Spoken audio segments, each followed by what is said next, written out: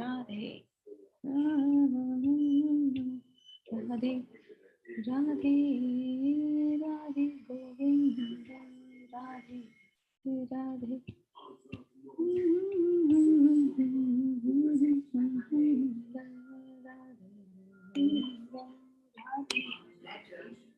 Okay, so we will start now. Can you all see my screen? I'll just share my screen for everyone. I think now all of you are familiar with these prayers. It's called the Pranoti. Okay, Om Namo Bhagavate Vasudevaya, Hare Krishna, Krishna Krishna, Hare Hare, Hare Rama, Rama Rama, Hare Hare. Om Namo Bhagavate Vasudevaya. Srila Prabhupada ki jai. Om Jnanatimirandasya Jnananjala Shalakaya Chakshurum Unmilitam Yena Tasmai Shri Gurave Namaha. Shri Chaitanya Manobhistam Stapitam Yena Bhutale Swayam Rupaha Kadamayyam Dadati Swapadantikam. Vande aham Shri Guruhu Shri Yutapada Kamalam Shri Gurum Vaishnavamscha Shri Rupam Sagarajatam Sahagana Raghunathanvitam Tam Sajivam Sadavaitam Savadutam Parijana Sahitam Krishna Chaitanya Devam Shri Radha Krishna Padan Sahagana Lalita Shri Vishakhanvitamscha. He Krishna Karuna Sindhu Deenabandhu Jagatpate Gopesha Gopika Kanta Radha Kanta Namostute Tapta Kanchana Gaurangi Radhe Vrindavaneshwari Vrishabhanu Sute Devi Pranamami Bhari Priye Vancha Kalpatarubhyascha Kripa Sindhubhya Evacha Patitanam Pavanebhyo Vaishnavebhyo Namo Namah. Jai Shri Krishna Chaitanya Prabhu Nityananda Shri Advaita Gadadhara Shri Vasadi Gaura Bhakta Vrinda Hare Krishna Krishna Krishna Hare Hare Hare Rama Rama Rama Hare Hare. So today we are going to be doing the Babani Shankarji says he plays the guitar. Good. So maybe one day you should do a bhajan for us. Okay, let me just pick up the slide for today. Okay, this is the deck for today. Unfortunately, I had a wrong deck yesterday and I had to go back, and so today I've kept the right one. Just give me a minute. Yeah. This is the right one. This is the right one, right? Yes, this is the right one, correct. Hare Krishna.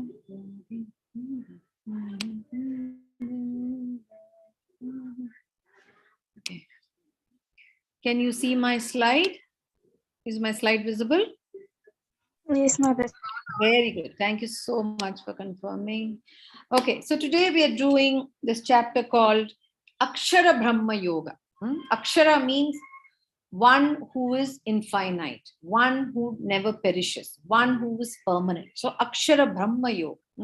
We're going to read all about the Supreme Lord, who is Akshara, and we, as part and parcel of his entity, we are all Kshara. Kshara means we are limited in our abilities, and in every aspect of the qualities, we are limited compared to the Supreme Lord. Okay, so this chapter deals with how does one attain the Lord, because this is how the chapter yesterday ended, right? If you remember, those of you who attended the class yesterday, you will know that this class, the previous class ended with a shloka which says, how does one engage with the Lord even at the time of death, even when our last breath, the time of our last breath and leaving this body, how does one really make sure that we don't forget the ultimate purpose of our life, and also, recall the names of the Lord and have our attention fully in place on the Lord, because it's so difficult. Like we all know, when we fall ill, there's nothing that we really get to know. And for those of you who may have probably heard of near-death experiences, near-death experiences. For instance, I had an accident, a severe accident, when I was probably maybe barely 24 or 25. So at that time, I don't recall anything of what happened to me, at the time when the incident happened, and up to the time when I had help coming in and, just helping me out of the trauma that I was in for just a few minutes maybe. But the few minutes, I don't think I remembered who I was, right? So therefore, in such situations, when one is seriously, as one is aging, maybe one is very ill, or when one loses the ability to have that, that wonderful memory. So this chapter is all about understanding the practice of devotional service, and as well as, having that ability to recall the Lord's name at the time when things become too difficult for us and we are set to leave our bodies. Okay. So welcome, chapter 8, 8.1. So Arjuna inquired, "Oh my Lord, oh Supreme Person, what is Brahman?" Because remember, this is how the last chapter ended. He asks again, what is Brahman? What is the self? What are fruitive activities? What is this material manifestation? And what are the demigods? Please explain this to me. Just give me a minute. I don't know if this is the slide. Okay, let it be. Okay, so he says, what is Brahman? He's asking again the question, what is Brahman? So you need to understand, Arjuna is still in the state of delusion, but however, he's trying to grasp as much as he can. And as he asks, he wants to make sure that he has understood the right things. So he says, what is Brahman? What is the self? The small, note the self with the small s. So here he's asking about the jivatmas. And what are fruitive activities? Fruitive activities are a karma. The karma that every jivatma or every living entity carries out based on the body that it gets. What is this material manifestation? This is the Adi Bhuta. The Lord is the creator, and he is the one who creates the material energy, and he also kind of, puts in all the kind of elements that are needed for the material energy to function when the jivatmas are also impregnated in the material energy. So the material energy by itself is dull unless it is activated by the jivatmas, as we studied in the last chapter. And what are the demigods? Demigods are the Adi Daiva. So please explain this to me, he says. So he asks how many questions? Brahman, the self, the fruitive activities, the material manifestations, and the demigods. So 5 questions are there in 8.1. In 8.2, he says, how does this Lord of Sacrifice, this is Adi Yagna, he is the benefactor and the beneficiary of everything that we do. He is the one who gives us everything, and he is the one who receives everything. That is, whatever we do, whatever we give in charity, whatever austerities we perform, and whatever offerings we made as part of our daily activities, the recipient of all of that is the Lord. And therefore, it becomes all the more important for us to know the kind of activities we do, so that we are not engaging in anything that is going to be counterproductive from a long-term perspective of our own jivatma's travel, from this material world towards the spiritual world. So he says, how does this Lord of Sacrifice live in the body, and what part does he live in? O Madhusudana, and how can those engaged in devotional service know you at the time of death? So 5 questions in the previous one. And in the next question, he says, how does this Lord of Sacrifice live in the body? That's the 6th question. Which part does he live in? 7th question. And then how does one, the 8th question is, how does one engage in devotional service so that we get to know you at the time of death? So these are the 8 questions that Arjuna is asking in this chapter. So now the next verse. So this comes from the previous 2 verses that we read yesterday. So which is Jara Marana Mokshaya Mam Ashrit Te Brahma Tad Viduhu Krishnam Adhyatmam Karma Chakilam 7.30 Sadip Huta Adi Daivam Mam Sadi Yagnam Chave Viduhu Prayana Kale Apicha Mam Te Vidur Yukta Chetasaha 7.29 is the thing there. Okay. 7.29 is not there, so I will read it out for you. So he says, 7.29, he says, intelligent persons striving for liberation from old age and death, take my shelter in devotional service. This is what Lord had said in 7.29. They are actually Brahman, because we are part and parcel of that supreme Nirguna state of the Lord, and therefore we are also Brahman. Because they know all about the Brahman, the self, and the transcendental activities. So the intelligent, this is for intelligent people. This is for people who are great devotees of the Lord, who are completely eradicated of all their sins and have practiced devotional service in their previous birth and continuing to practice it in the present birth as well. And in 30, he says, those who know me as the Adi Bhuta, that is one who is responsible for all this material manifestation, the Adi Daiva is the controller.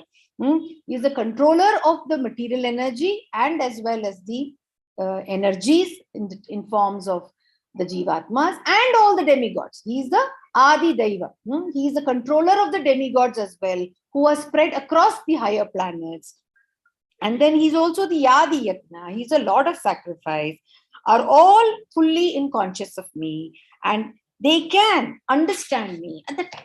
So unless one has Krishna all the time at the center of all the activities, it is tough to remember Krishna towards the end. So the underlying important message is practice is very important. Just as we practice anything in life, whether we want to whether it's our daily work, whether it's our profession, whether it's a hobby that we pursue, or whether it is any kind of an extracurricular, unless and until you practice it with your heart and soul, it is unlikely that you will be able to grasp excellence over it. Similarly, bhakti is no different. Bhakti will not suddenly come upon us. It has to be a daily affair. It has to be an affair that we have to always keep in touch. If it is not something that we kind of, there's a gap, or we don't do it, or we forget about it, because yesterday we also studied about all the dushkirtinas. So there are, if we kind of at any point in time get into any of the 4 types of the dushkirtinas, if we become Moodas or Nara Adamas, or we become atheists and impersonalists, it is unlikely that we are going to be able to recall our connection with that Supreme Lord. Okay. So now these are the 8 questions, and this is the answer that the Lord gives to these 8 questions. So the first question was, who is the Brahman? That's a spirit. He says the Jiva, the indestructible living entity, is the Brahman. We are the spirit souls of that Supreme Brahman. So we are Brahman, and the Lord is Parabrahman. He is the Supreme Personality. So he is Parabrahman, and the Jivatmas are Brahman.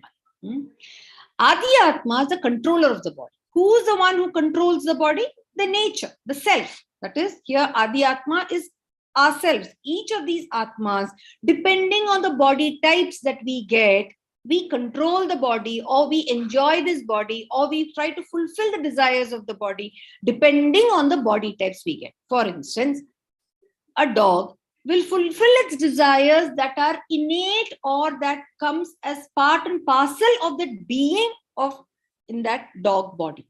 Similarly, a human body has the desires, and the person fulfills those desires based on the body type he has, and as well as past vasanas, and he interacts with the material nature and does things which he thinks is his own doing, or he thinks that he is the doer, and then enjoys life the way he wants based on his vasanas and based on what he thinks he wants for himself. So karma, therefore, is the fruitive activities of what that body type or what that body so desires. Adi Bhuta is the material nature which the Lord has actually created as a part of the Purusha avatars that he creates. That is the material nature which consists of the gross elements, the 5 gross elements, and the 3 subtle elements. Okay. Adi Deva is the various parts and parcel of the God's body. God is the Virata Purusha. He is the God, the Lord in the gigantic form, has all the Devis and the Devatas who are part and parcel of him, who are there to fulfill all the requirements of the Jivatmas in the material world. Adi Yagna is the Paramatma who is present in each of the Jivatmas. Because somebody is taking stock of what we are doing, and that is the Paramatma. And what is the role of the Paramatma? To help the Jivatma fulfill its desires. Where does the Adi Yagna reside? The Adi Yagna is the Lord. He's the benefactor and the beneficiary. He resides in the heart of all the living entities. And how does he reside? Or what size is he? It is, the Prabhupada says, the purport, that is the size of 1/10,000th size of the tip of the hair. So you can imagine, it's the smallest of the smallest atom. He resides as it's a small, minute part of the Brahman, is present as a Brahman in each of the living entities. How does one remember Krishna at the time of death? It's only practice. It's only practice, only through practice, and by practice can we remember Krishna, not only while we are in good health, but also as our health and body fades. Okay, so let's see what this chapter unfolds. So the Supreme Lord said the indestructible transcendental living entity is called the Brahman, and his eternal nature is called the self. The eternal nature means the nature, the Jivatma is an eternal part of the Lord, and that eternal nature is called the self. And the self, based on the body type it assumes, it acts or it indulges in karma or activities that suits that body type. Action pertaining to the development of these material bodies is called karma or fruitive activities. Any questions? Hare Krishna. Anybody, any questions? No, Mataji.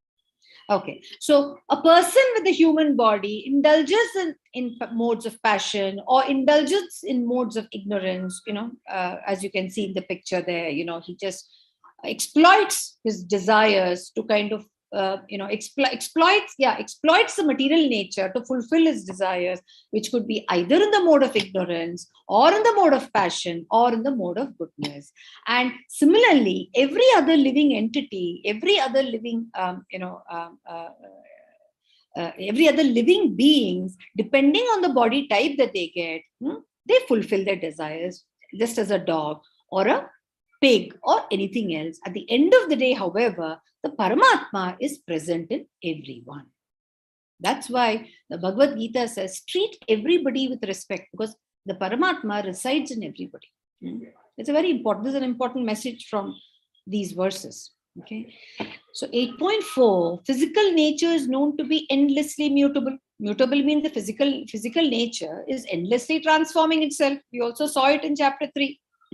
We change from the time we are born. The childhood goes giving place to youthhood. The youthhood goes giving place to adulthood. Adulthood also goes giving place to old age. So the body is consistently transforming. So therefore, physical nature also is known to be endlessly mutable. The universe is the cosmic form of the Supreme Lord, and I am that Lord, represented as the super soul, dwelling in the heart of every embodied being. Okay. The soul remains the same. It's only the body that changes, the soul remains the same. That's what the Lord said in chapter 2 and in chapter 3 as well. 8.5, he says, Antakale cha mameva, smarana muktva kale varam, yaha prayati samadbhavam, yati nashti atra samsayah. Can someone read this translation, Hare Krishna? Hare Krishna, somebody read the translation, please. Otherwise, it will become a monologue. Anybody? What happened? Nobody wants to read today. Kya ho gaya? Nobody wants to read. Yes, Kamal Malakshmi ji. And whoever at the time of death quits his body, remembering me alone, at once attains my nature of this there's no doubts. Hare Krishna Mataji. So, Hare so, this is a picture is that of Bhishma. Can you go on mute, please? Hare Krishna. This is a picture of Bhishma. He, on the 10th day, he gives up fight and then he lays down on a bed of arrows that was created for him by his favorite student. Who's this? Who's bringing the noise? Okay, sorry. Somebody is up. Somebody's parent wants them to do their homework. Okay. So that's Bhishma lying on a bed of arrows. It says that, he was waiting for the Lord, for the war to get over, and he wanted to have the Lord right in front of him while he was actually going to, leave the material body. So people, that's why the Lord in the previous, intelligent people who know this, when he says intelligence, this is spiritual intelligence. This is not material intelligence. Spiritually, when one is spiritually enhanced, elevated, such a person knows what it means to have the Lord's name on their lips or in their mind at the time of leaving the body. And we will know why it is important in the subsequent verse. Okay. Ahani bhutani gacchantiha yamalayam sheshah stavaram icchanti kim ascharyamatah param. Hundreds and thousands of living entities meet death at every moment. But a foolish living being nonetheless thinks of himself deathless and does not prepare for death. This is the most wonderful thing in this world.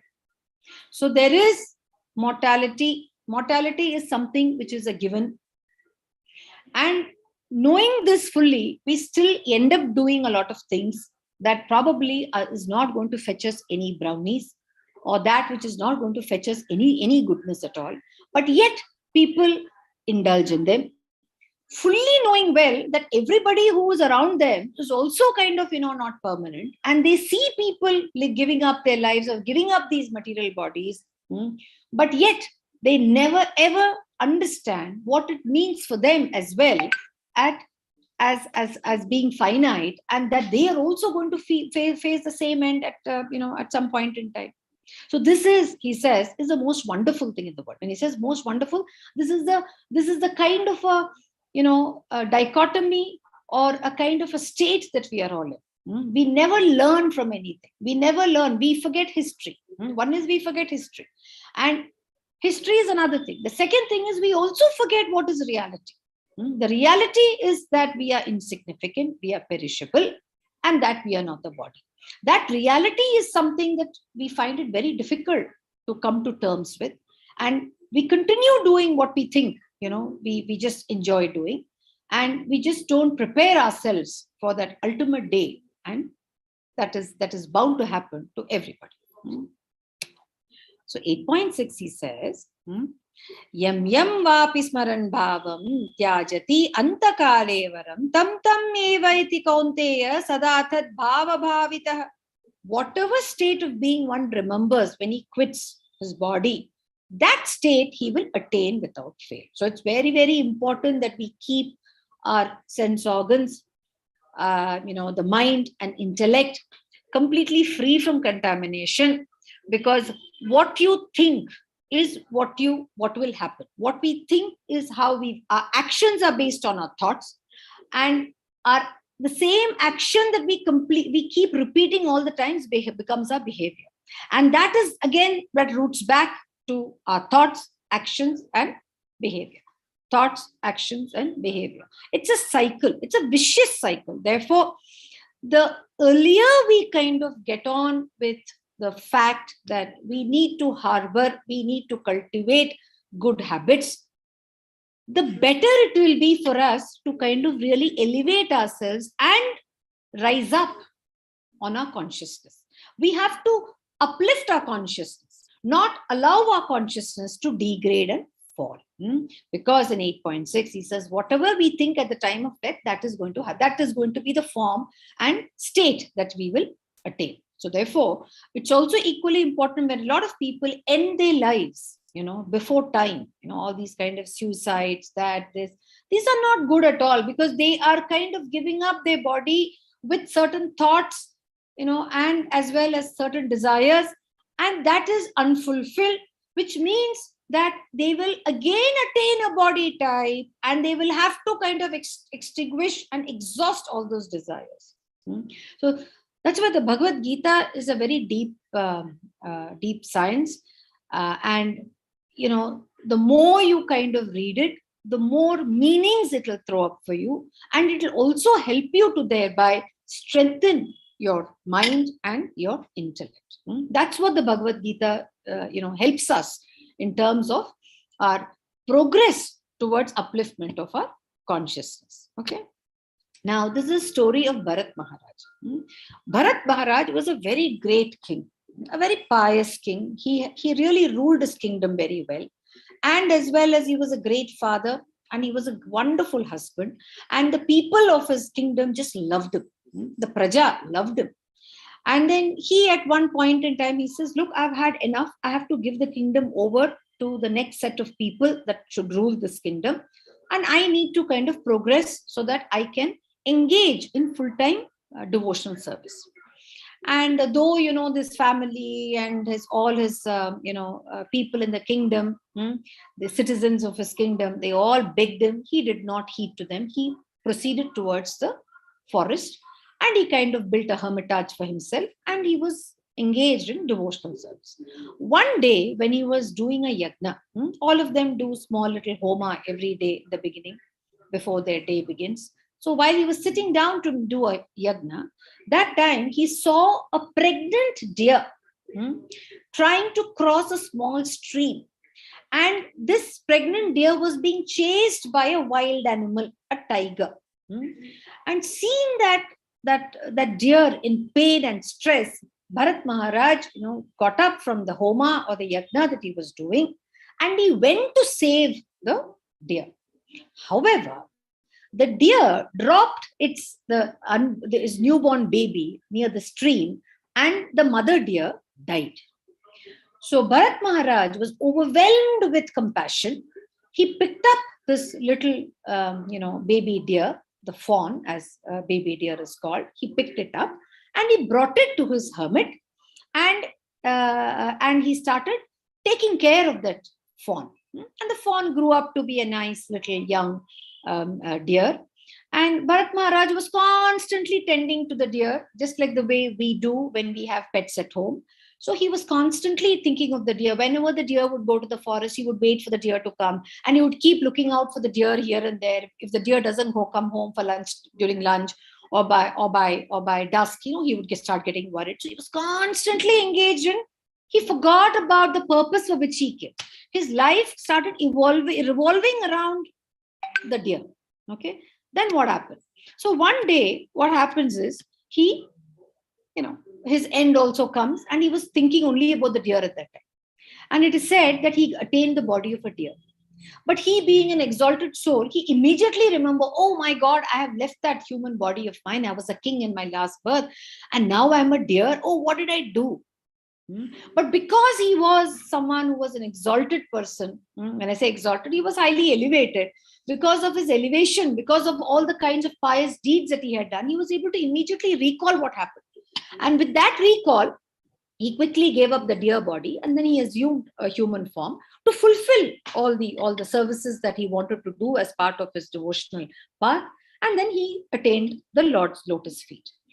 So what it means is, it's very important for us, if we have to exhaust all our vasanas, we must exhaust them in the right way, and also keep all our activities centered around Krishna. And that is the only way we will attain the lotus feet of the Lord. Even thinking of the Lord during our last moments and when we leave this body. Okay. So tasmat sarveshu kaleshu mam anusmara yudhya maya arpita mano buddhir mam eva shashi ashamshayah. Therefore, Arjuna, you should always think of me in the form of Krishna. At the same time, carry out your prescribed duty of fighting. With your activities dedicated to me and your mind and intelligence fixed on me, you will attain me without doubt. So just as the way Bhishma attained the Lord says, undoubtedly, each one of us will be able to attain the Lord if we completely keep our mind and focus on Lord Krishna. But doing all our activities as we must do based on our capacities, our talents, and our abilities. Okay, so that is something he's not, he's at it. So remember, the Lord is always encouraging us to do our duties. We must do all our duties, but keep Krishna in it. As long as you keep Krishna around everything that you do, we are sorted. So he's telling Arjuna, now you better go and fight. He's telling this to Arjuna. He's also telling us. So for Arjuna, in the context of Arjuna, he says, Arjuna, keep me in everything. Now you go do your duty. And the same thing applies to us as well. So 8.8, Abhyasa Yoga Yuktena Chetasa Nanyagamina Paramam Purusha Divyam Yati Parthanu Chintayan. He who meditates on the Supreme Personality of Godhead, his mind completely engaged in remembering me, undeviated from the path. Oh Partha, Arjuna, you're sure to reach. So undeviated. It is Ananya Bhakti, Kevala Bhakti, Eka Bhakti. We have to be completely, even for 1 minute, any kind of, we kind of forget who we are. That itself is something that will take us away from the path of devotion. So we must remain, that's why remaining humble and remaining, trying to be as, full of humility, without envy, and also avoiding all kinds of desires which lead to a lot of other aspects of krodha, lobha, moha. We must try and, withdraw ourselves, just as the way the tortoise withdraws its limbs. We must withdraw ourselves from all of that. So is it easy? No, it's not easy. But once we kind of constantly, keep reading the Bhagavad Gita and also do a self-inquiry on a regular basis, it is possible. If we don't do a self-inquiry, if we don't take stock of what we do, we have to take stock of the things that we do on a regular basis, because that will help us to, it's a kind of a review. Don't we do a review of our own, whatever we are studying, we do a review. Okay, have I really studied everything? Do I know? Or if those of you who are working, you probably have a checklist. Okay, have I done all this? Okay, these are the tasks that I had to do. Have I done all these tasks? So that's a review you do. And then based on the review, you rebalance your life. So similarly, even devotional service and devotional path and spirituality is also about reviewing and rebalancing. So review and rebalance, just as much as it applies to us when we are students and when we are working professionals, it applies to us even in our spiritual life. And when we do it in our spiritual life, it means we are doing an all-round, review of rebalance of our life. Okay. So now this is the story of Ajamila. Ajamila was born in a good family. He was a Brahmana by birth, and he learned all the things that a Brahmana typically learns. This I'm talking about the people of the Satya Yuga. So, he did everything.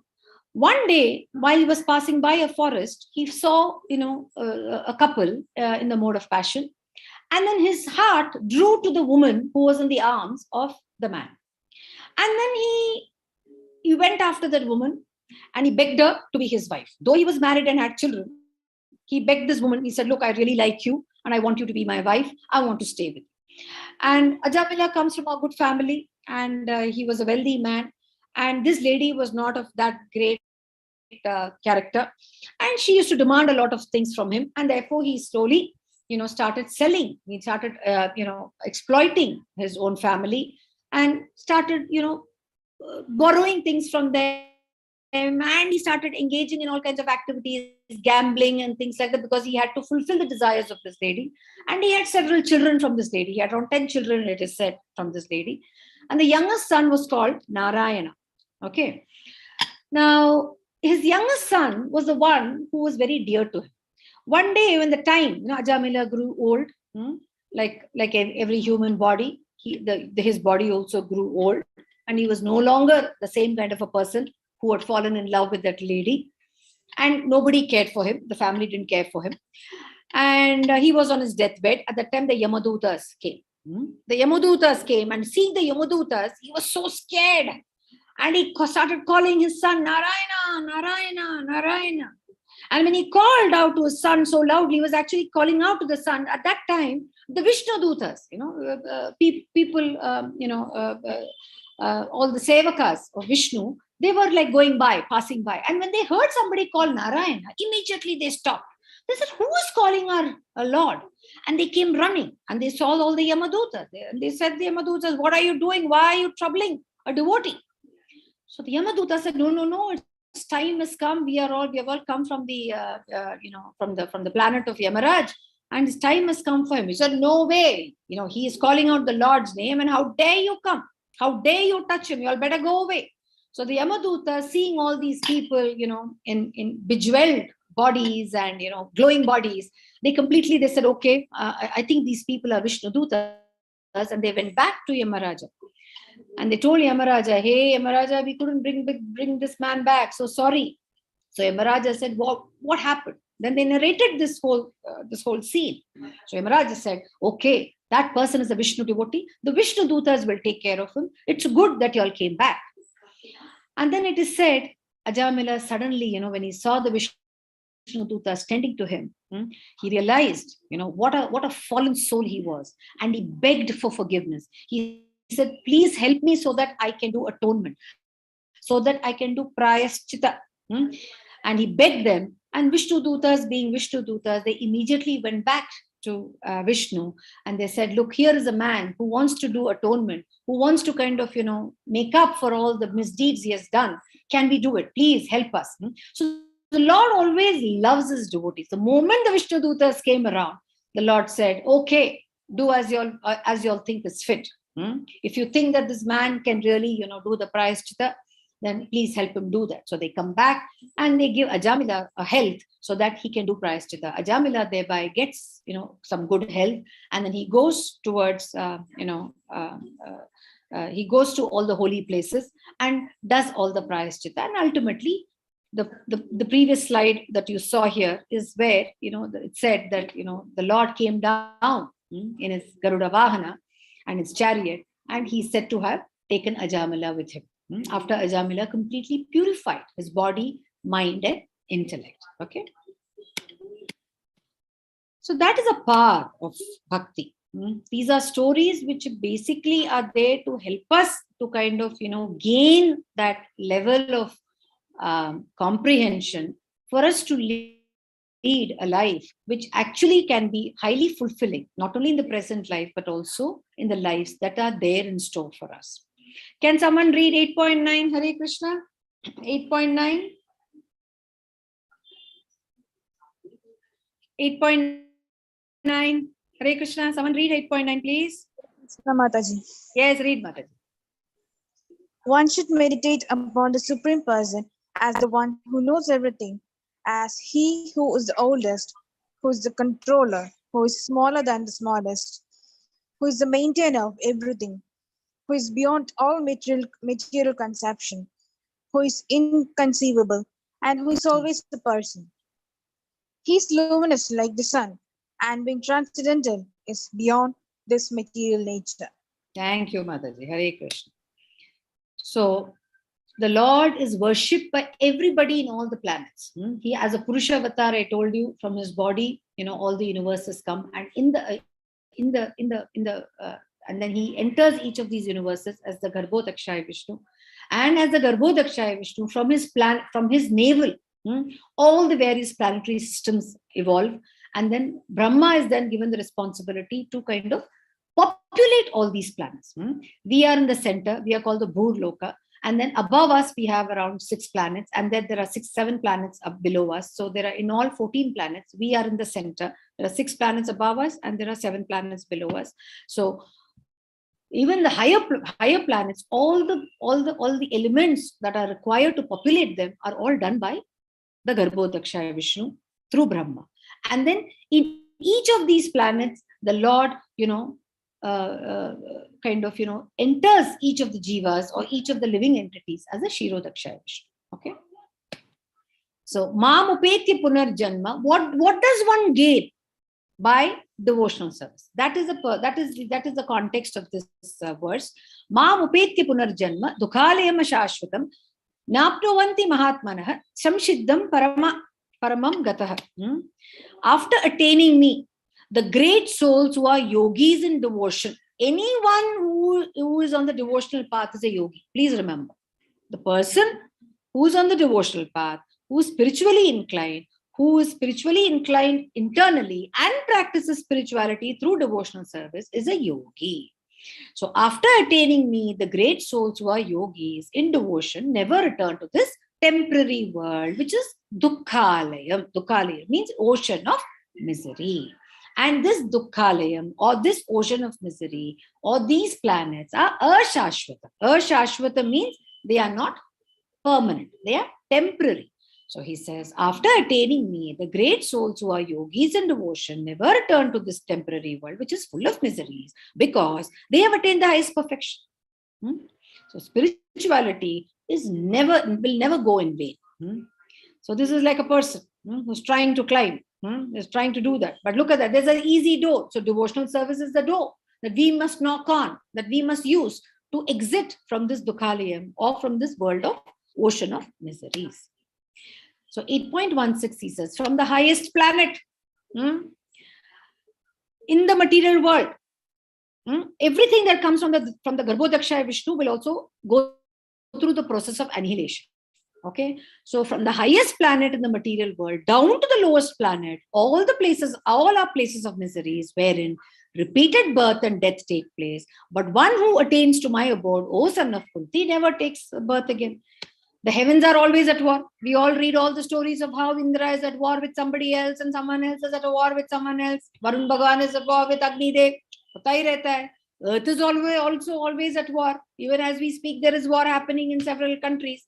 Hell is even more painful. So who wants to go to hell? Who wants this earth as well? Because this is also a place of dukkha, and heaven is also a place of dukkha. So at the end of the day, from the highest planet to the material world, in the material world to the lowest plane, the Lord says there is dukkha, and the cycle of birth and janmam, punarapi janmam, punarapi maranam exists. Okay, so one who is completely, or who takes on to the path of spirituality, disengages himself from this material entanglement and gets that freedom to join the Supreme Personality, or that Parabrahman. Okay. 18. Can someone read 18.17 to 18.19? Hare Krishna. Hare Krishna. Can someone read this slide? Can somebody read, please?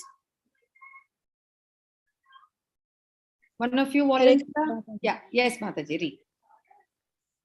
By human calculation, 1,000 ages taken together is the duration of Brahma's one day, and such also is the duration of his night. When Brahma's days manifest, this multitude of living entities coming to be, and at the arrival of Brahma's night, they are all annihilated. Again and again, the days comes, and this host of being active, and again, the night falls, O Partha, and they are helplessly dissolved. Yes. Can someone explain this? We have actually, this is something that we discussed even in the previous chapters. Can anyone explain this? Your understanding of what these three verses are, 17, 18, and 19? Anybody recall? Nobody recalls? Actually, this is what we have discussed in chapter 4, the yugas. Yes, very good. Yes. So, Brahma's one day, we have already seen there, and there's the three yugas. Yeah, 4 yugas put together is one Mahayuga. 1,000 Mahayugas is one day of Brahma, and similarly 1,000 Mahayugas is one night of Brahma. When Brahma goes to sleep, all the living entities, they also come back into a dormant state. They all get back into that state of slumber. And again, when Brahma wakes up, all the living entities are again activated. Okay, so that's how the Punarapi Janmam, Punarapi Maranam happens. Punarapi Janmam, Punarapi Maranam for the living entities happen during the life of day of Brahma, and as well as even after, even when when Brahma wakes up again it keeps happening. So that is why we have said ours is a thing of Sanatan Dharma. That is, it's eternal. Our soul is eternal. It keeps coming back again and again and again. So therefore, we need to ensure that we get back to the supreme eternal form and not get into the cycle of birth and death. Okay. So when Brahma's day is manifest, the living entities come into being. When Brahma's day ends, all the living entities are annihilated. And Brahma's day keeps coming and keeps going because Brahma lives for 100 years. And 100 years of Brahma in human calculations means 311 trillion years and 311 trillion and 40 million years. So you can imagine it's going to be a terrible, horrible kind of a thing for us to really imagine even. Yeah. If this one birth itself is something that's challenging, as you can well imagine, if you have to keep getting back again and again into this, what kind of a life we all are really, are really storing, or we are probably, are going to experience. So it's better that we kind of really understand this tattva, the fact of what the real life is, and real purpose of life is actually to go back to that one place from where we will never come back. So 8.20, he says, yet there is another nature which is eternal and is transcendental to this manifested and unmanifested matter. It is supreme and is never annihilated. When all in this world is annihilated, that part remains as it is. That is the abode of Vishnu. That is the abode of Sri Krishna. That is the abode of the Supreme Personality of Godhead. And that loka, or that abode, is called the Vaikuntha Loka. And the Lord lives in something called the Goloka Vrindavan. Okay? Our aim is to go back there. This is the Goloka chart. I'm sure admins are sharing this with you. It has a lot of literature. If you're interested, you can actually read them. It's very, very, very, very, it's very intelligent. You need a lot of patience to understand this. At the same time, it also intellectually, it kind of stimulates you. Okay? So we have to really make up our mind in what form. There are different ways in which you can engage in devotional service with the Supreme Personality of Godhead. You can look upon him as your friend, Sakhya. You can look upon him, you can become his Dasya. You can be a servant to him, like just as the way Hanuman was. Or you can be like a parent to him, like the way Ashoda Mata. In fact, a lot of my devotee friends, they kind of, treat Krishna as their child. It is so nice to see them, the way they kind of dress up their little Krishna at home, and then the way they kind of, do all the lovely prasadams for him, and, feed little Krishna, less as the way they would feed their own child at home. So it all depends on us. What kind, each one of us are by personality, we are different, right? So depending on your personality, call upon the Lord. For example, Mirabai, she looked upon the Lord as a lover. So if you want to look upon him as your lover, please go ahead and engage in a devotional service, which actually has a lot of the prema rasa in it. And then if you really want to be like a Sudama, like a bee's dear friend, be like a Sudama. Okay, so it's up to you. It's not necessary that it's only love. At the end of the day, you don't have to be afraid of the Lord. All these are beautiful rasas. Depending on your nature, engage in them. It is all only love. Each of these things, that are, whether it's Dasya, whether it's Sakhya, whether it's Madhurya, any Vatsalya, anything. Vatsalya is a parental love. Any of this thing is all about love. At the end of the day, all the rasas in devotional service is all towards prema. Prema for who? Prema for the Supreme Lord. So here, Mukunda Mala Stotra. This is the prayer of King Kulashekara. Kulashekara was a very, very great king, and he was, he's said to have won lots of wars for all these demigods in the higher planets. One day, he just asked, how much time do I have? And he's informed that he has very few seconds left. So immediately he says, "Oh Krishna, please allow my mind to immediately yield to your lotus flower-like feet, just as the flamingo enters into the labyrinth of the lotus flower stems. When at the time of my last breath, my throat becomes constricted by the action of the bodily humors, air, bile and phlegm, how will I be able to remember you?